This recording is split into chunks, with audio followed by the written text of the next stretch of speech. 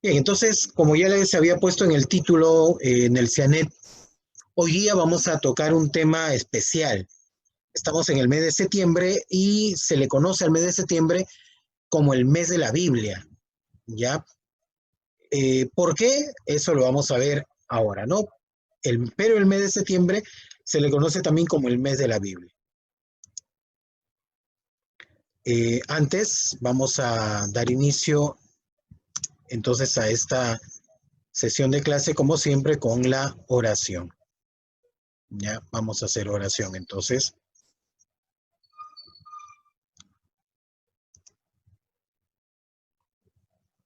Para eso entonces nos ponemos en actitud de oración.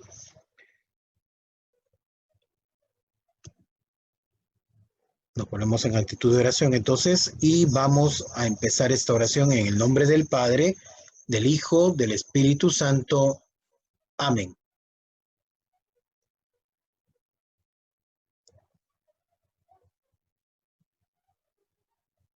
Bien, vamos a escuchar en primer lugar la lectura del Evangelio de hoy, que hoy es una celebración especial en la iglesia. Hoy se celebra en todo el mundo, en la iglesia católica, la fiesta de la exaltación de la Santa Cruz, ¿sí? Esa cruz que nos recuerda el amor infinito de Jesús. ¿Por qué se celebra esta fiesta? Bueno, esta fiesta se remonta al siglo IV, ¿sí? De nuestra era, obviamente, ¿no? Estamos hablando más o menos del 350, cuando la iglesia recién había salido de las catacumbas, de las persecuciones. Un emperador romano, el emperador Heráclito, ¿sí? El emperador Heráclito, ya trajo las reliquias de la cruz, o sea, las reliquias del supuestamente el madero de la cruz que habían sido robadas por los persas, fueron traídas otra vez a Roma. Y el emperador trajo esas reliquias a Roma. Es más, ¿no? Hay una anécdota que dice de que el emperador quiso cargar una cruz, ¿no? Como símbolo de penitencia, ¿no? Llevando las reliquias delante de él y él cargando una cruz hasta el Vaticano. Pero dice que la historia dice de que no pudo cargar la cruz, la puso sobre el hombro y cuando la quiso empezar a caminar, no pudo llevar esa cruz de madera que habían puesto especialmente para que él la llevara, ¿no? Por más que intentó, no la pudo cargar. Y entonces el Papa que estaba ahí con él le dice, no puedes cargar la cruz porque estás con todos tus atuendos de emperador. Para llevar la cruz tienes que llevarla con humildad. Y entonces se dice que este este emperador, el emperador Heráclito, se quitó sus atuendos, sus joyas, su corona, la ropa de emperador que tenía, y despojado de eso empezó a cargar la cruz y recién la pudo llevar. Entonces, a esta celebración, a partir de esa fecha se celebran todos los años esta entrada de los restos de la cruz de Cristo nuevamente a Roma, y que fue un 14 de septiembre. Entonces, todos los 14 de septiembre se celebra esta fiesta llamada de la exaltación de la Santa Cruz. ¿Sí? Entonces, un poco de historia para entender por qué celebramos esta fiesta y por qué es tan importante en la iglesia. Y entonces, por eso que, si ustedes recuerdan, yo les expliqué que durante todo este tiempo, hasta el inicio del Adviento, o sea, hasta noviembre, se va a rezar o se va a leer el Evangelio de San Mateo, ¿no es cierto? Pero cuando hay una fiesta así como esta, se hace un paréntesis y se hace una lectura especial, como en este caso que la iglesia nos invita ahora a escuchar el Evangelio de San Juan, en el capítulo 3, versículos del 13 al 17. Nadie ha subido al cielo sino el que descendió del cielo, el Hijo del Hombre que está en el cielo. Y como Moisés levantó la serpiente en el desierto, es necesario que el Hijo del Hombre sea levantado, para que todo aquel que en él cree no se pierda, mas tenga vida eterna. De tal manera amó Dios al mundo, que ha dado a su Hijo unigénito, para que todo aquel que en él cree no se pierda, mas tenga vida eterna. Porque no envió Dios a su Hijo al mundo para condenar al mundo, sino para que por medio de él el mundo sea salvo. Palabra del Señor. Mis hermanos, no olvidemos las hazañas del Señor, es decir, no olvidemos la grandeza del amor de Dios. Por esto hoy día de la Santa Cruz somos invitados a contemplar al crucificado, porque no hay amor más grande que aquel que da la vida por sus amigos. Yo la doy libremente, decía Jesús, nadie me la quita. Por esto somos invitados también a aceptar el abrazo de Dios en la cruz. Ese Dios que abre sus brazos para que todos demos allí en su corazón. Pero también somos invitados a aprender de Cristo para vivir nuestras cruces. Cada uno de nosotros en su vida tiene cruces. La cruz de la enfermedad, la cruz de los problemas, a veces la cruz de la dificultad en los trabajos. Pero también somos invitados a ser sireneo de la cruz de nuestros hermanos. Hay muchos hermanos nuestros que llevan una cruz pesada y nosotros tenemos que ser esos buenos sireneos que ayudamos a llevar esa cruz de nuestros hermanos como el sireneo ayudó a Jesús. Pidamos entonces una vez más al Señor que nos dejemos abrazar por la cruz, que sepamos mirar hacia lo alto, que no nos quedemos mirando hacia lo bajo, hacia la tierra, sino que sepamos dirigir nuestro corazón hacia el crucificado, para que así esa sabiduría del amor de Dios manifestada en la cruz nos abrace, nos perdone y nos transforme. A nuestras cruces, a nuestros dolores, pongámosle el rostro de Cristo. Todo lo que no entiendo, todo lo que me duele, todo lo que me perjudica y lo que me mata, pongámoslo en la cruz del Señor, porque solo en la cruz encuentra respuesta nuestro sufrimiento. Dejémonos abrazar por la cruz de Cristo. Un abrazo y que Dios les bendiga. En la lectura que hemos escuchado y también la explicación que nos hacía el sacerdote, se nos habla acerca de la cruz y del valor que tiene la cruz. Fíjense, la cruz ha sido anunciada desde el Antiguo Testamento. La lectura que explicaba Jesús nos remontaba a Moisés. Él decía, así como la serpiente fue elevada, ¿no?, en la época de Moisés, y todo aquel que veía la cruz de la serpiente quedaba salvado, dice Jesús, así también el Hijo del Hombre será elevado. ¿Por qué? Porque en la época de Moisés los judíos sabían, como era costumbre de ellos, ¿no?, dudaban de la presencia de Dios. Recuerden de que según los relatos de la Biblia, los judíos estuvieron, o los hebreos estuvieron 40 años en el desierto. Y durante esos 40 años hubieron momentos en los que se rebelaron ante los designios de Dios, que les había dicho de que se tenían que quedar en ese desierto 40 años hasta que muriera toda la generación que salió de Egipto, porque habían dudado de Dios. Y en una de esas dudas, en una de esas rebeliones contra los designios de Dios, Dios los castiga, bueno, entre comillas, los castiga enviando unas serpientes, los cuales comenzaron a picar y a matar a la gente. Una plaga de serpientes que los estaba haciendo morir. Y entonces el pueblo, dice el relato del Éxodo, el pueblo clamó a Moisés, le rogó a Moisés que intercediera ante Dios para que dejaran de morir. Moisés se acercó a Dios, rezó a Dios, y Dios le dice, bueno, construye una serpiente de bronce, un estandarte, y sobre ella coloca una serpiente. Y todo aquel que vea esa serpiente, ese estandarte, esa cruz con la serpiente de bronce, sobre ella se va a salvar.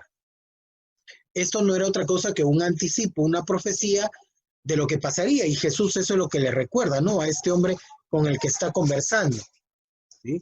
Le explica de que esa serpiente que Moisés había puesto era un símbolo de lo que sería Jesús, Jesús, que iba a ser levantado así como la serpiente, iba a ser levantado en una cruz y todo aquel que cree en él se salvará. ¿Sí? Y eso es lo que hoy estamos celebrando en la iglesia.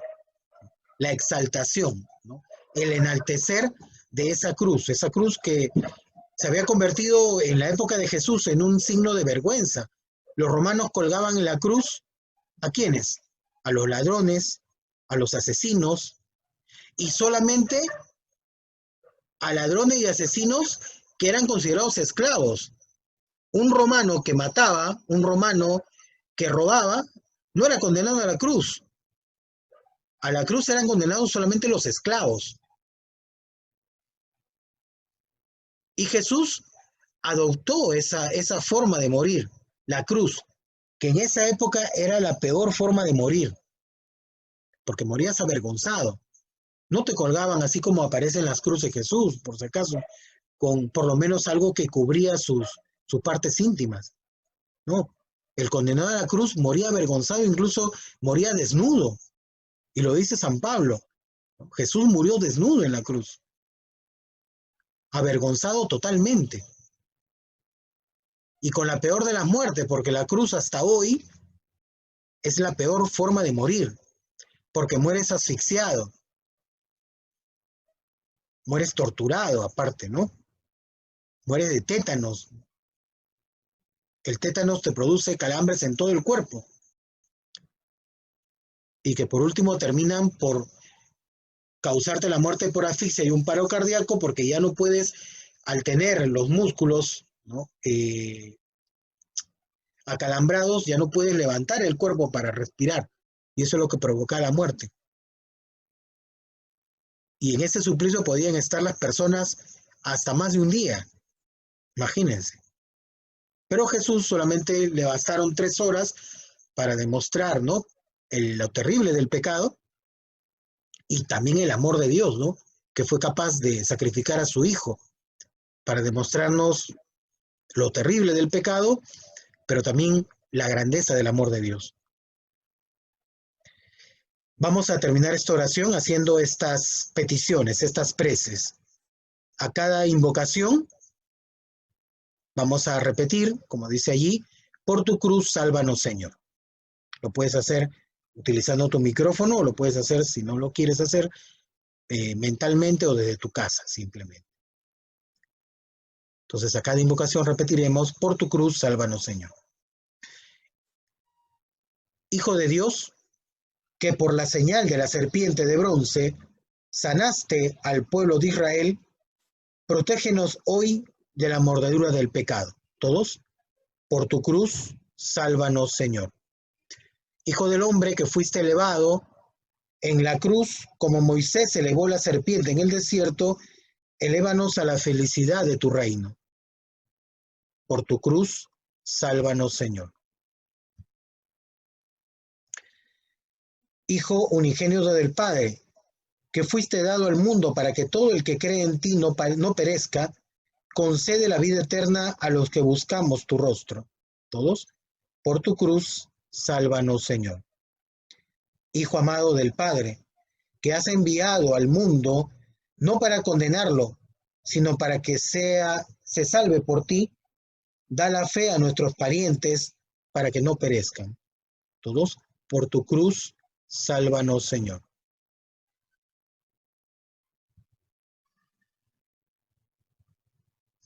Y ahora, invoquemos a nuestro Padre Dios con la oración que el mismo Jesús nos enseñó. Todos juntos, Padre nuestro que estás en el cielo, santificado sea tu nombre. Venga a nosotros tu reino. Hágase tu voluntad en la tierra como en el cielo. Danos hoy nuestro pan de cada día. Perdona nuestras ofensas, como también nosotros perdonamos a los que nos ofenden. No nos dejes caer en la tentación y líbranos del mal. Y a María, que estuvo al pie de la cruz, acompañando a Jesús, su Hijo, para que nos acompañe en nuestros momentos de dolor y sufrimiento. Dios te salve María, llena eres de gracia, el Señor es contigo. Bendita eres entre todas las mujeres, y bendito es el fruto de tu vientre Jesús. Santa María, Madre de Dios, ruega por nosotros los pecadores, ahora y en la hora de nuestra muerte. Amén.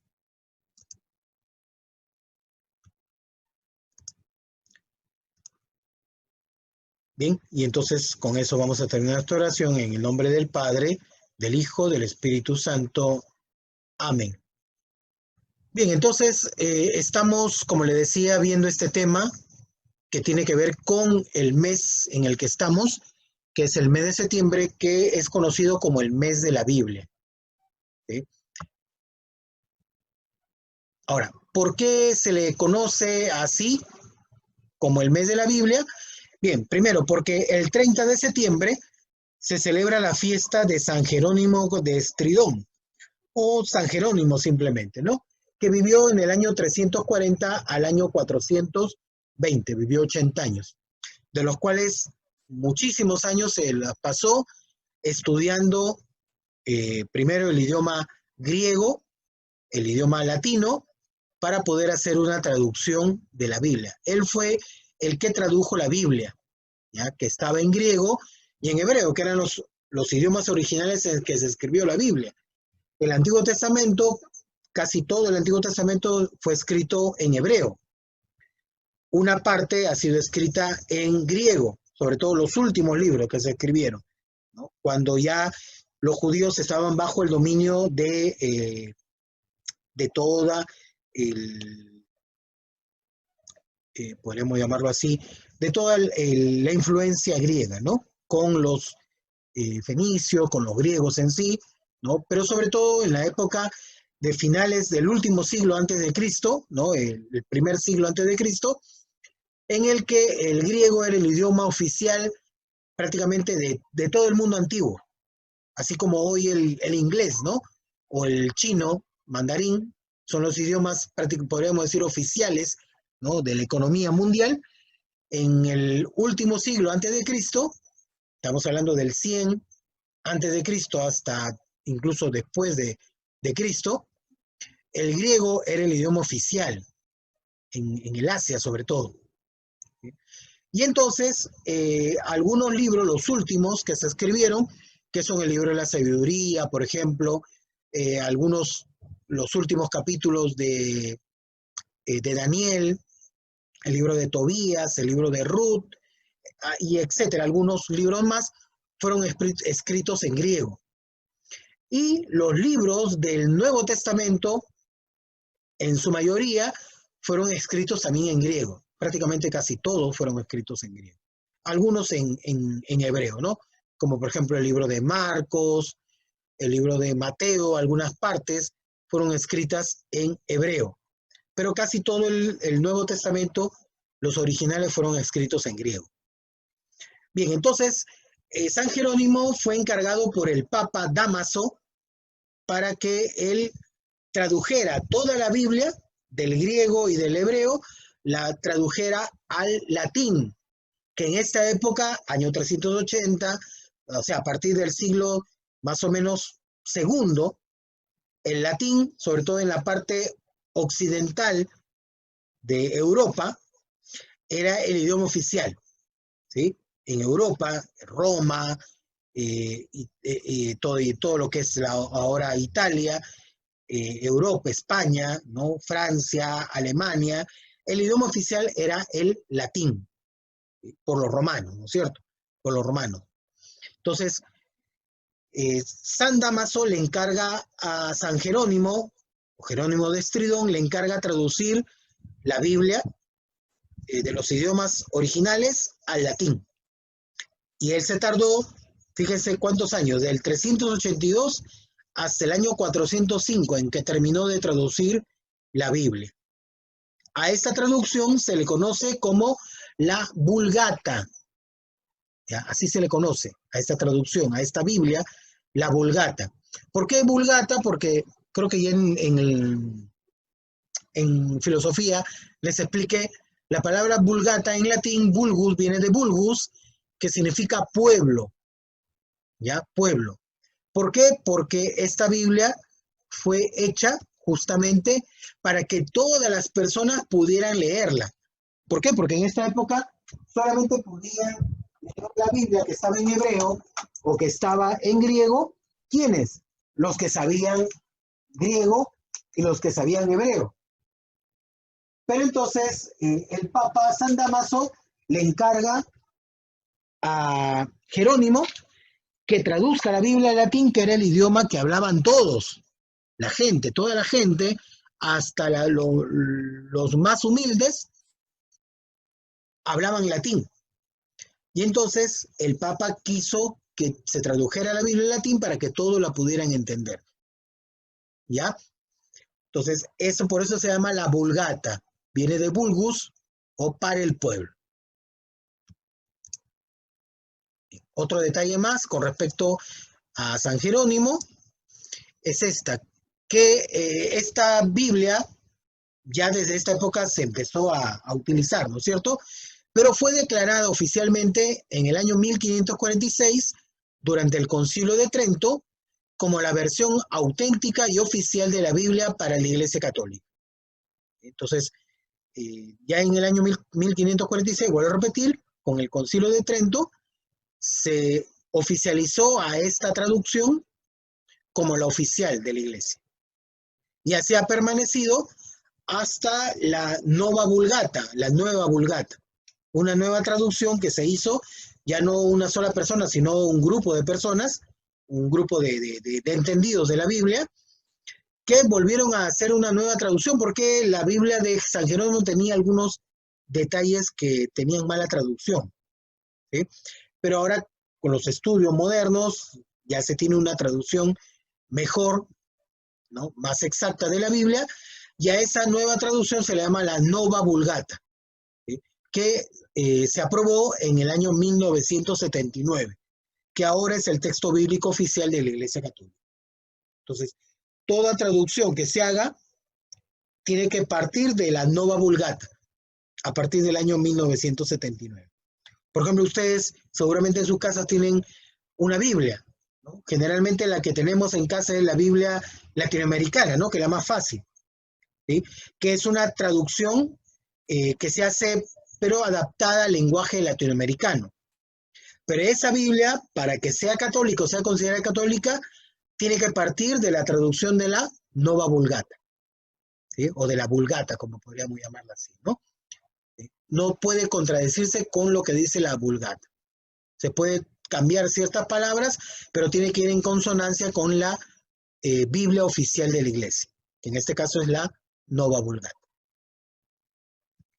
Bien. Entonces, por eso vuelvo a repetir entonces, que celebramos en septiembre el mes de la Biblia. ¿Por qué? Porque San Jerónimo, su fiesta es el 30 de septiembre, ¿no? Recordamos a este santo el 30 de septiembre, y entonces por eso que la Iglesia Católica y también otras iglesias, porque San Jerónimo es reconocido no solamente por la Iglesia Católica, también por la Iglesia Ortodoxa como santo, los luteranos también lo aceptan como santo a San Jerónimo, y así algunas otras iglesias.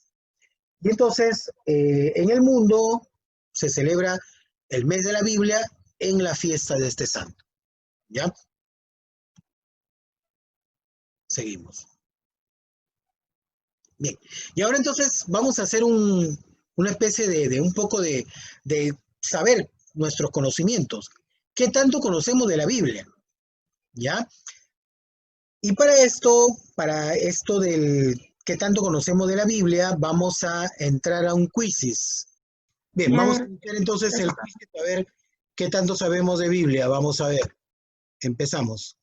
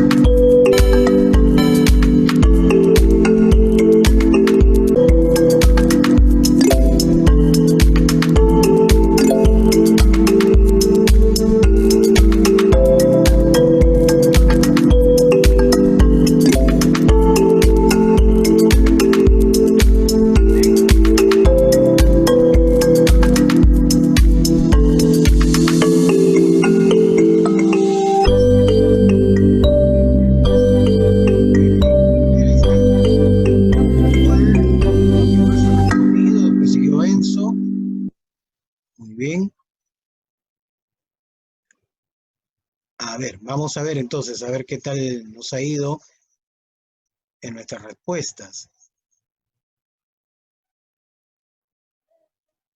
Vamos a las preguntas, vamos a revisar. A ver, a esta primera pregunta. Bueno, primero vamos a ver ahora sí. Dice, la palabra Biblia viene del griego biblión, que significa libros. ¿Sí? Ahí está. Esa es la respuesta. Libros. La palabra Biblia es una palabra plural, ¿ya? Viene del griego. Bueno, biblión significa, más que libro, significa papiro, ¿no? Porque era lo que se utilizaba en esta época, el papiro. O rollo también, ¿no? También se puede traducir como rollo, porque en esta época también se utilizaban la piel, generalmente de cabras, con las cuales se confeccionaban una especie de hojas, ¿no? Secando la piel y sobre esa escribían. Bueno, entonces a esta forma de escribir a través del papiro, a través de los rollos, ¿no? Confeccionados con la piel de los animales, se le llamaba el biblión. Eso significa el rollo, papiro. ¿Ya? Y la palabra plural, Biblia, significaría libros. ¿Sí? Ta Biblia es la palabra plural en griego que significaría libro. Muy bien. Vamos a la segunda. La segunda, bueno, ahí lo dejamos. La respuesta, ¿no? El autor sagrado de la Biblia también se le llama agiógrafo, ¿ya? Agios significa palabra, la palabra de Dios, tiene que ver con lo divino, ¿no? El agiógrafo, grafos es escribir, también es una palabra griega, ¿no?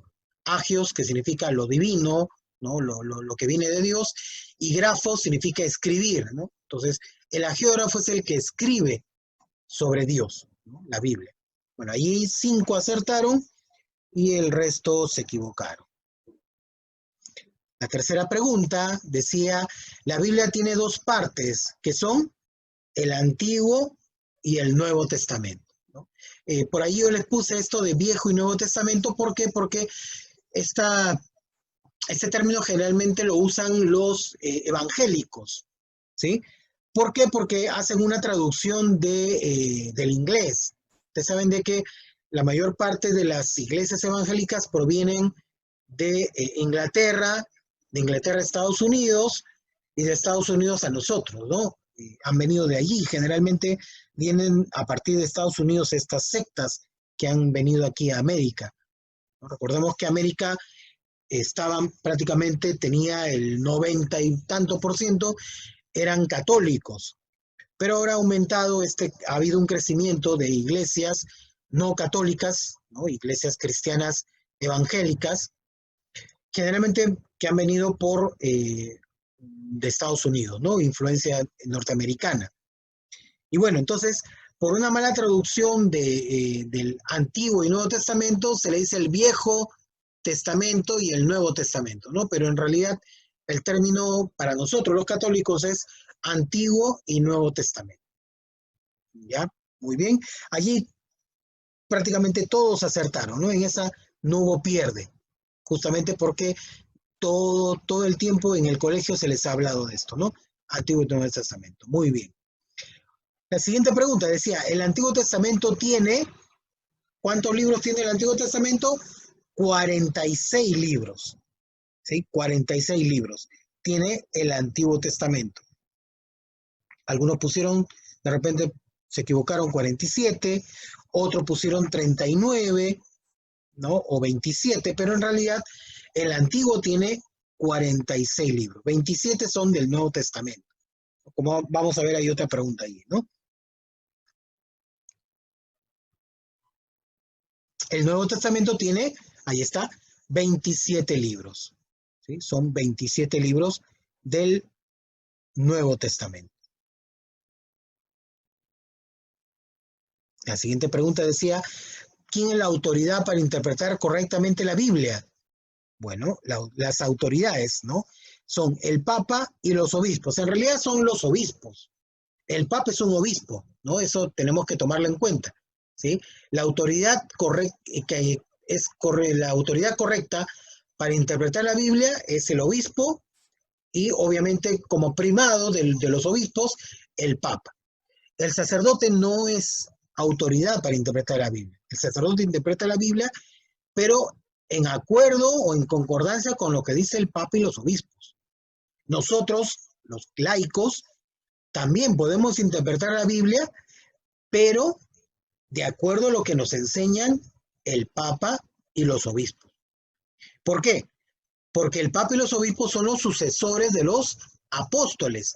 Jesús le dio la potestad de enseñar a los apóstoles y los apóstoles a sus sucesores, que son el papa y los obispos. ¿Ya? Todos los demás, sacerdotes, religiosos, religiosas y laicos, podemos leer la Biblia e interpretarla, pero de acuerdo a lo que nos dice el papa y los obispos. No podemos dispararnos por nuestra cuenta. Seguimos. La Biblia católica lleva el permiso de un obispo, que está escrito en latín. ¿Sí? ¿Cuál es ese permiso? Entonces, para que una Biblia católica pueda ser leída, tiene que tener el nil ostab, se llama. Ahí está, ¿no? Nil ostab imprimatur, que significa nada de lo que está aquí está en contra, ¿ya? Nada está en contra, eso significa nil ostab, es una palabra latina. Entonces, el obispo dice, en esa traducción no hay nada en contra de la fe, no hay nada que esté en contra de la traducción original. Eso significa nil ostab imprimatur, ¿no? O sea, se puede imprimir, se puede poner al alcance de las personas, ¿sí? Nil ostab imprimatur. Entonces, dos allí acertaron, los demás equivocaron, ¿no? Entonces, la Biblia tiene que tener, si tú quieres saber si una Biblia es católica, ¿qué tienes que hacer? Fijarte en tu Biblia y que tenga la firma del obispo, de cualquier obispo, pero que diga nil ostab imprimatur, ¿ok? Ese es. Todas las Biblias tienen que tener esa autorización, de repente no así con la firma, pero de repente es una firma digital, pero tiene que indicar de que ha sido aprobada por un obispo, ¿sí? Para que se pueda decir de que oficialmente es una Biblia católica, ¿ya? Es fácil así entonces reconocer cuando una Biblia es católica o cuando no es católica.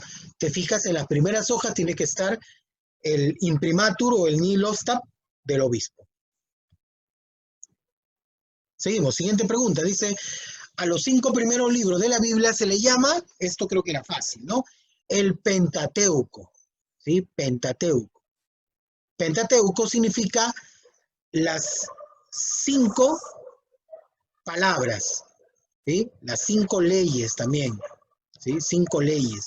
Pentateuco, viene de penta, 5, ¿sí? También en griego, ¿no? El Pentateuco. Muy bien, aquí casi todos acertaron. La siguiente pregunta, la pregunta 9, decía, el primer libro de la Biblia es el Génesis. No sé por qué algunos se equivocaron. Esa es la pregunta para mí era la más fácil, ¿sí? El primer libro de la Biblia es el Génesis. Fue el primer libro que tú cuando coges tu Biblia, el primer libro que vas a encontrar es el Génesis, ¿sí? Génesis, que nos habla acerca de la creación, ¿no? Y de los primeros hombres. Los relatos, ¿no? Son relatos, obviamente, no es un libro de historia, ¿no? Por si acaso la Biblia. Pero el primer libro que tenemos en la Biblia es el Génesis. Bien. La autoría de los salmos es atribuida ¿a quién? A David, al rey David, ¿sí? A él se le atribuyen los salmos. Obviamente que ahora sabemos de que no todos los salmos fueron escritos por David. Hay un grupo de salmos escritos por David, pero hay otros que han sido escritos posteriormente a David. Esto ya se sabe porque ahora la Biblia se estudia también en las formas literarias. Se descubre de que, por ejemplo, hay algunas palabras que no se empleaban en la época de David, se emplearon posteriormente. Entonces, por eso se sabe de que, por ejemplo, hay salmos, hay escritos de la Biblia que han sido hechos no en una época determinada, sino en épocas distintas. Y es el caso de los salmos. La pregunta número 11 decía, 2 libros del Antiguo Testamento son del Antiguo Testamento, Oseas y Habacuc, ¿sí? Son dos libros de profetas, el profeta Oseas y el profeta Habacuc. Timoteo es una carta de San Pablo, igual que la carta a los Corintios. Son dos libros del Nuevo Testamento que fueron escritos por San Pablo. La siguiente pregunta decía, dos libros del Nuevo Testamento son, bueno, Filemón y Efesios. Otra vez son libros o cartas de San Pablo. La carta de San Pablo a Filemón, que era un cristiano, al que le dirige una carta y que está en la Biblia, y la carta a los Efesios, ¿sí? O sea, los cristianos que vivían en Éfeso son los Efesios. En cambio, Job es un libro del Antiguo Testamento y Malaquías es un profeta, es también un libro del Antiguo Testamento. Entonces, la respuesta era Filemón y Efesios. La siguiente pregunta nos pregunta acerca del libro de los Hechos de los Apóstoles. Fue escrito por, ¿quién fue el autor de los Hechos? San Lucas, ¿sí? Lucas, incluso al inicio de los Hechos de los Apóstoles se menciona, ¿ya? Al inicio de Hechos de los Apóstoles se menciona que el autor es Lucas. Aquí está. Hechos de los Apóstoles. Vamos a buscar.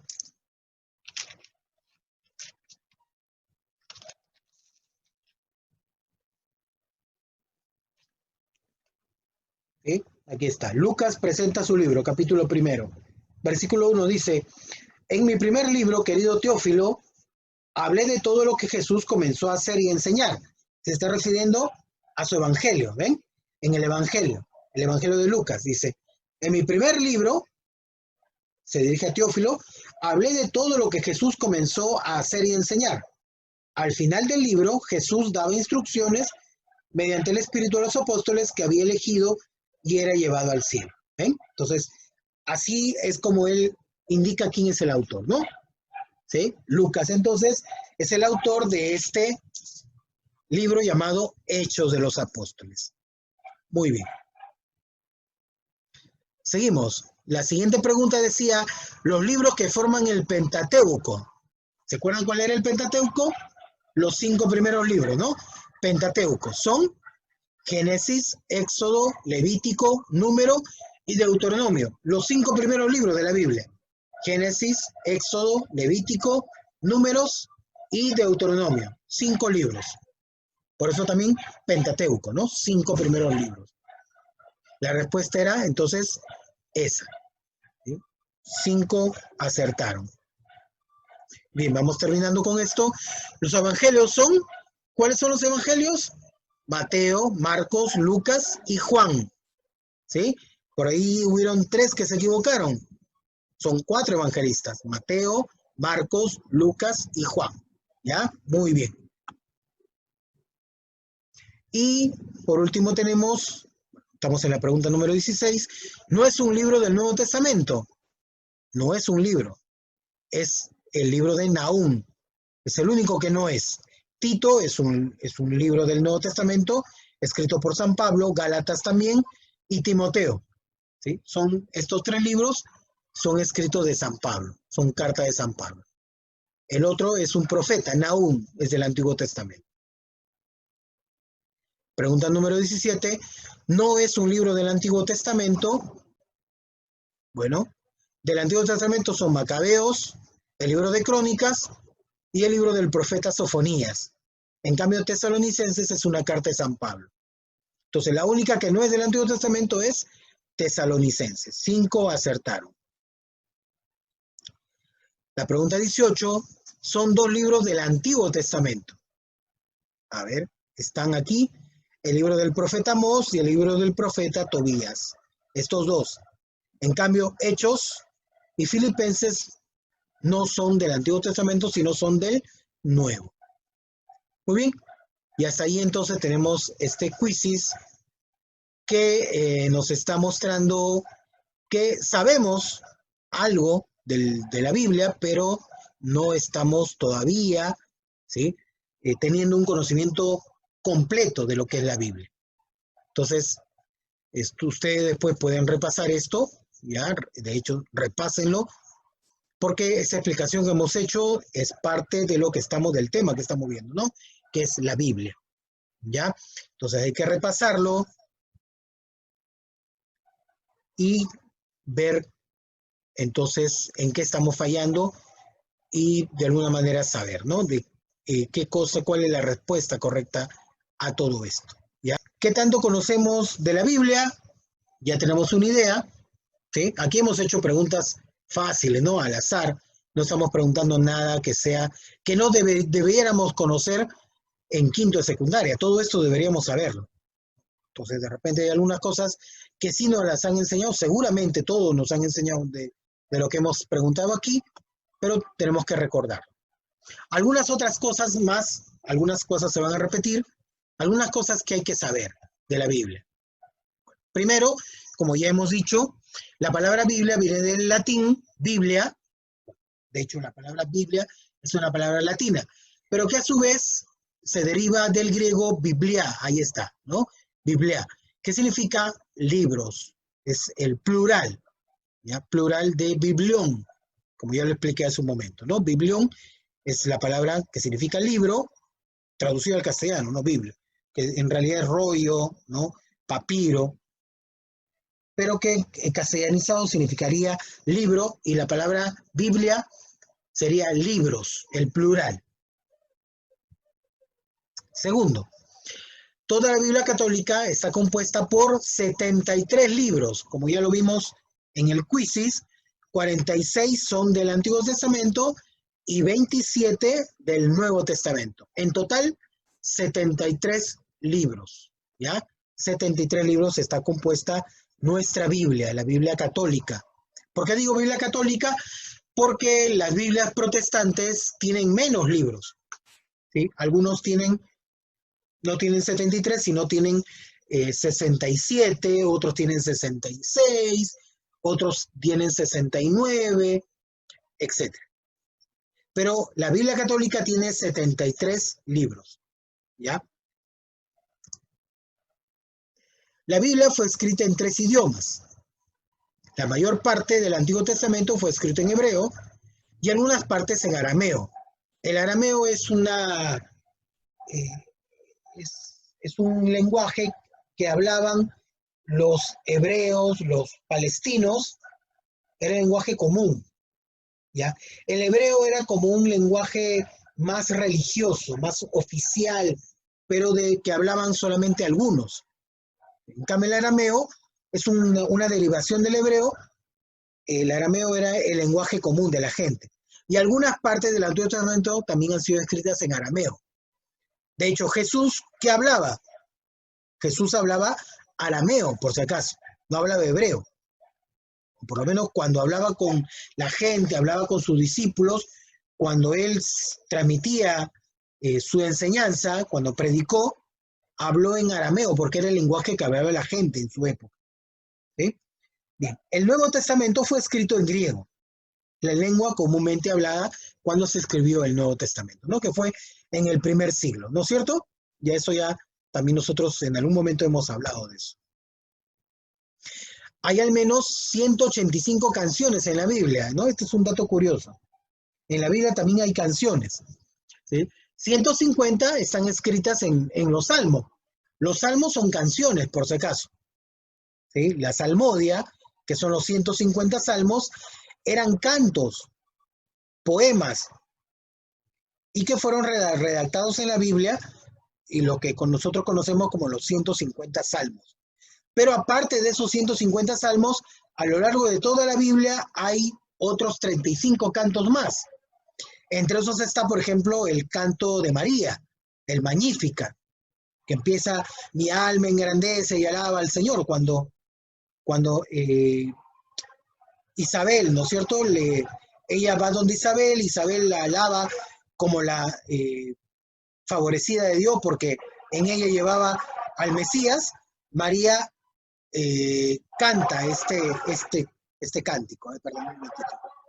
Esperemos que pase el vendedor.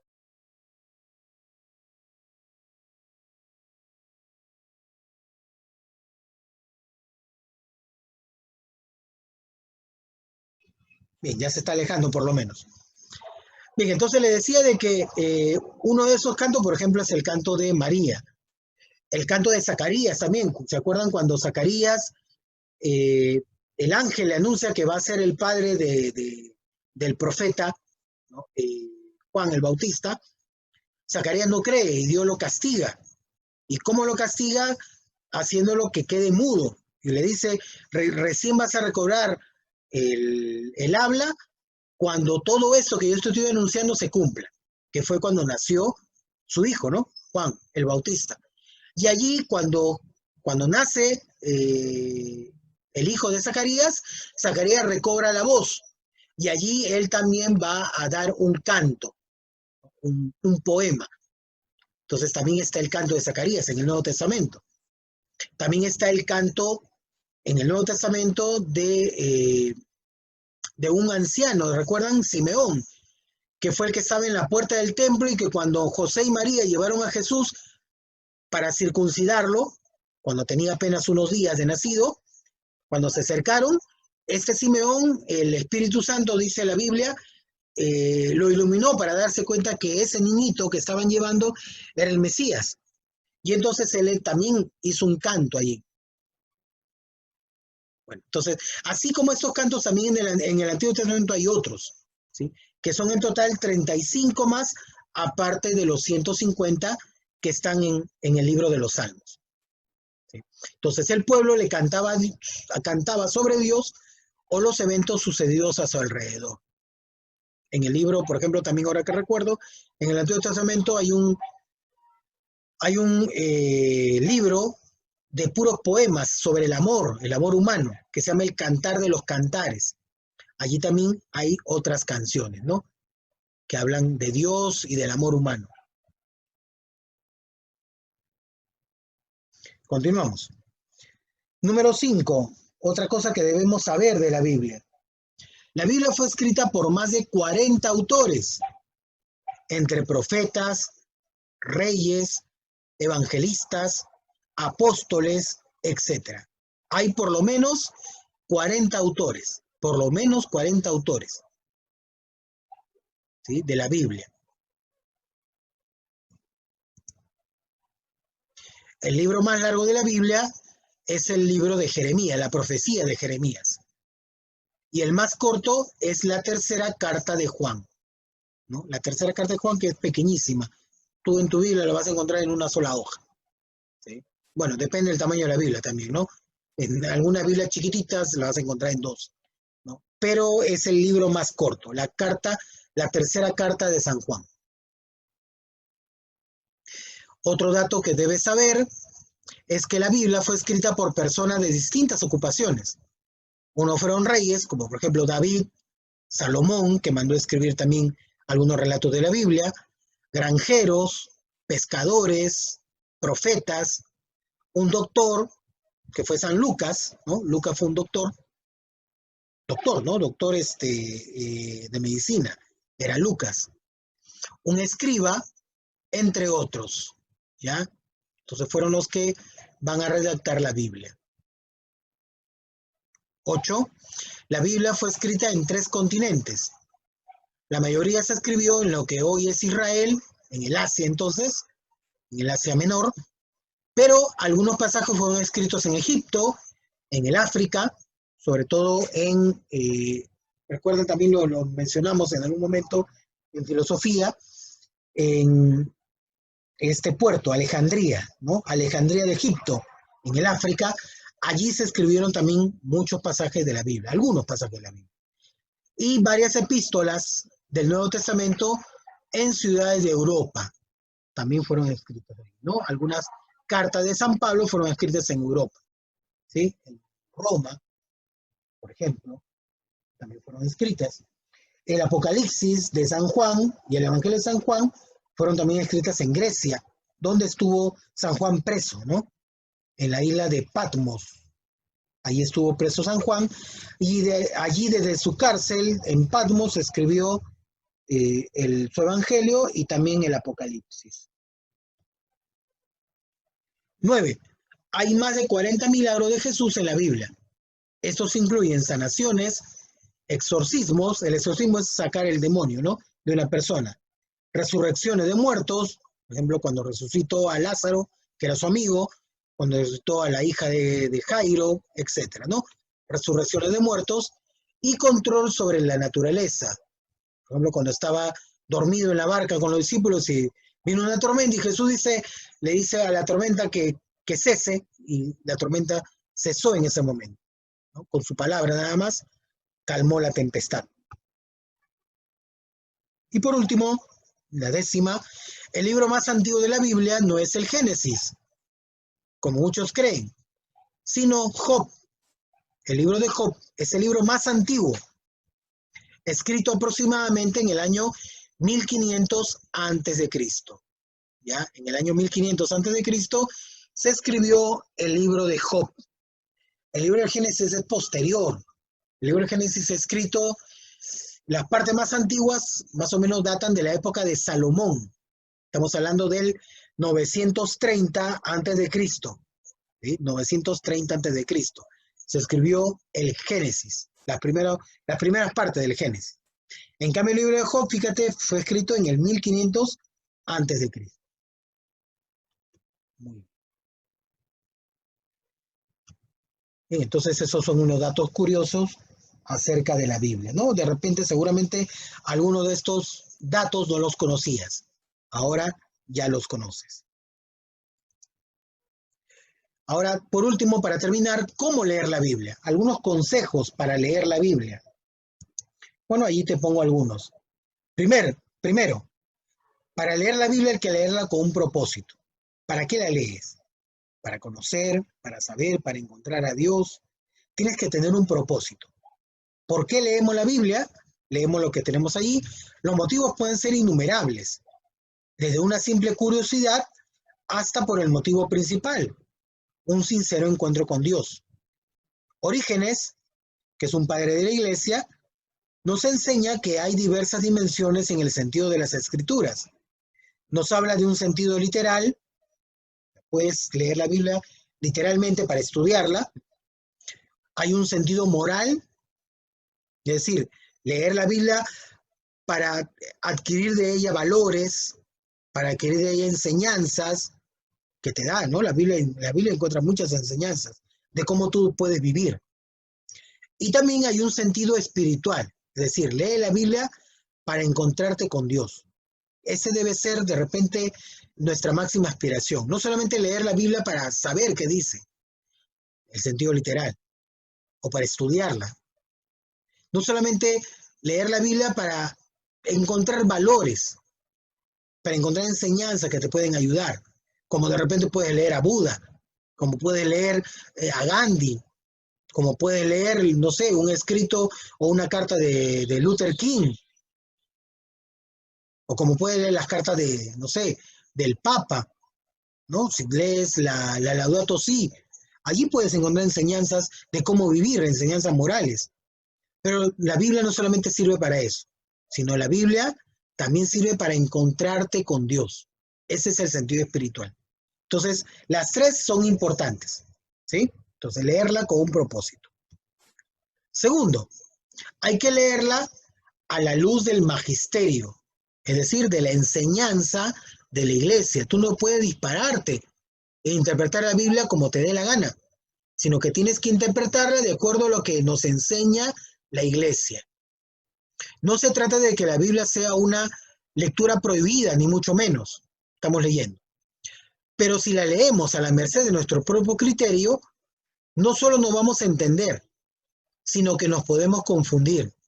De hecho, muchas personas se han confundido por querer leer la Biblia a su modo, de acuerdo como la quieren interpretar. Si no, pregúntale, por ejemplo, a los protestantes, ¿no?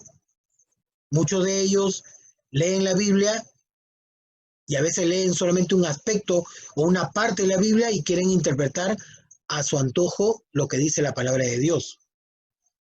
Es importante leerla en sintonía con el magisterio. Ya hemos dicho, magisterio significa la enseñanza de la iglesia. Ya nos dice o nos decía el Papa Benedicto XVI que no podemos leer solos las Escrituras, porque encontramos demasiadas puertas cerradas y podemos caer en errores. Eso es lo que dice el Papa Benedicto XVI. De hecho, mucha gente ha interpretado la Biblia como ha querido y ha caído en error. ¿Sí? Por ejemplo, me acuerdo de una secta famosa que apareció hace como unos 30 años atrás, más o menos. Sí, 30 años. Que se llamaba la Iglesia de los Hijos de Dios, que partían de una enseñanza, decía la enseñanza de Cristo. Fíjense, Cristo dice, amaos los unos a los otros. Ese era su lema de esta iglesia, de esta secta. Amaos los unos a los otros. ¿Y cómo lo interpretó el fundador de esta secta? Lo interpretó indicando de que Dios quería que todos se amaran, pero se amaran desde el punto de vista carnal. Y entonces en esa secta todo el mundo tenía relaciones sexuales con todo el mundo, abiertamente. Imagínense, esta secta. Y en esa secta también habían niños. Y entonces también aquí se practicaba la pedofilia con niños. ¿Por qué? Porque ellos decían, Jesús nos ha dicho que nos debemos amar los unos a los otros. Este pastor, que no tenía nada de pastor, era un lobo disfrazado de pastor, este pastor engañó a la gente y les hacía creer de que la Biblia decía que había que amarse unos con los otros, unos a los otros, pero se olvidó la segunda parte de esa frase de Cristo que decía, amaos los unos a los otros como yo los he amado. Esto el pastor lo dejó de lado porque él quería enseñar otra cosa, distinta a lo que decía la Biblia. Y así hay muchas otras enseñanzas que puede cogerse la Biblia y tomarlas literalmente y nos podemos equivocar. Como por ejemplo cuando vemos y leemos, los hermanos de Jesús fueron a verlo. Y tú puedes interpretar eso, entonces dices, Jesús tenía otros hermanos, entonces María tuvo otros hijos. Pero si tú no lees eso, de acuerdo a lo que la iglesia nos enseña, y a lo que se ha estudiado acerca de todo el mensaje del Evangelio, no vas a entender de que en esta época, por ejemplo, a los parientes se les llamaba también hermanos. Es más, en la Biblia, a esos hermanos de Jesús, más adelante en el Evangelio se les menciona quiénes fueron su mamá. Pero si tú interpretas ese solo texto, vas a decir, no, Jesús tuvo hermanos. Pero no te das cuenta que esos a los que llama hermanos de Jesús, la misma Biblia más adelante te dice de que ese hermano, por ejemplo, Santiago, el hermano del Señor, era hijo de María de Cleofás y no de María, la Virgen, la madre de Jesús. Pero sin embargo, hasta hoy existen evangélicos que dicen de que Jesús tenía hermanos y por lo tanto María tuvo otros hijos. Por no interpretar la palabra de acuerdo a lo que el magisterio de la iglesia nos enseña. Tercero, conocer cómo está estructurada la Biblia. Encontrarse con la Biblia es encontrarse con una biblioteca de 73 libros. Y ojo, que a veces en cada uno de esos libros hay otros libros pequeños que han sido juntados. Por ejemplo, en el Génesis, que es un solo libro de la Biblia, en el Génesis encontramos 5 libros, escritos incluso en distintas épocas, pero que al final de la transcripción de la Biblia, se juntaron y se hicieron uno solo y le llamaron el Génesis. Pero en realidad son 5 libros, escritos incluso con separación de más de 100 años. Pero se juntaron en uno solo. Entonces, tenemos que conocer cómo está estructurada la Biblia. No se trata de algo simple como podemos ver. Estamos leyendo. Antes de empezar, es importante que sepas primero que la Biblia se divide en 2 partes, Antiguo y Nuevo Testamento. El Antiguo nos explica la creación del mundo, el llamado de Abraham y la historia del pueblo de Israel. También incluye los libros llamados proféticos y sapienciales, de sabiduría. El Nuevo Testamento nos habla de la vida y muerte de Jesús, la vida de los primeros cristianos y las cartas de los apóstoles. Puedes mirar el índice, revisar cómo está estructurada, cómo están colocadas las notas y qué libro sigue al otro. Entonces, eso tomarlo en cuenta. Cuarto, seguir un orden de la lectura. La Biblia es uno de esos libros mágicos donde no necesariamente se empieza por la primera hoja. La verdad es que no hay una manera o un orden obligatorio en el que deba leerse.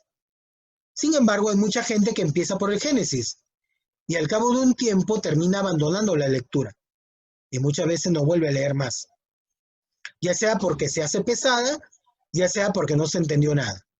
Si la vas a leer por primera vez y quieres encontrarle un mejor provecho y sentido, las enseñanzas coinciden, las enseñanzas coinciden que es mejor empezar la lectura por el Nuevo Testamento y siguiendo este orden.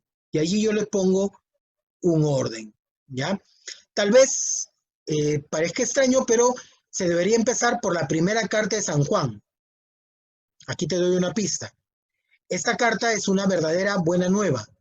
La carta de San Juan, la primera, fue escrita con la intención de comunicar a los hombres que Cristo nos ha salvado, que su amor es infinito y que vive para siempre. Qué hermoso empezar a leer un libro que no cuenta cualquier historia, sino que cuenta tu historia, y que esta historia es una historia verdadera y una verdadera historia de amor. Entonces, yo le recomiendo, si alguien quiere empezar a leer la Biblia, utilizar este orden con el Nuevo Testamento. Empezar por la primera carta de San Juan, después sigue por el Evangelio de San Juan, el Evangelio de Marcos y después las cartas de San Pablo. Allí tienen ustedes un orden. Y por último terminar con las demás cartas de los otros apóstoles. Y por último terminar con la primera carta de San Juan y vuelves a leer el Evangelio de San Juan. ¿Sí? En ese orden. Si quieres lo puedes empezar a hacer. Te invito, estamos en el mes de la Biblia, te invito a que empieces a leer. Empieza por lo más simple. Empieza a leer la primera carta de San Juan. ¿Sí? Empieza a leer la primera carta de San Juan. Ahí está el resumen de toda nuestra fe. Muy bien, chicos. Con eso hemos terminado la clase de hoy. También ya estamos en la hora. Son 2:30 en punto. Entonces, con eso estamos terminando esta clase que he querido tomarla, no pasarme más del tiempo también, para hablar acerca de la Biblia y la importancia de la Biblia. Como hemos visto, tenemos todavía muchas cosas que aprender de la Biblia, ¿no es cierto? Entonces, empecemos por conocerla. Les invito a ustedes, y esa va a ser la tarea, de leer la primera carta de San Juan. Esa va a ser la tarea, ¿ya? Leer la primera carta de San Juan y haces un resumen en tu cuaderno. ¿Ya? No quiero que me hagas un resumen de todo, sino de lo que a ti más te llamó la atención de la carta de San Juan. En una hoja nada más. ¿Sí? En una hoja me haces el resumen de lo más importante para ti de esa primera carta de San Juan. Solo la primera carta de San Juan, ojo. San Juan tiene 3 cartas, solo la primera. ¿Ya? Nada más, esa va a ser la tarea. Listo, entonces chicos, nos estamos viendo. Ah, y otra cosa, me olvidaba. La tarea anterior, de la clase anterior, todavía es para la siguiente semana. ¿Ya? Está en el CNE. Muy bien. Nos vemos, cuídense. Hasta el día jueves con filosofía. Cuídense, chicos, nos estamos viendo.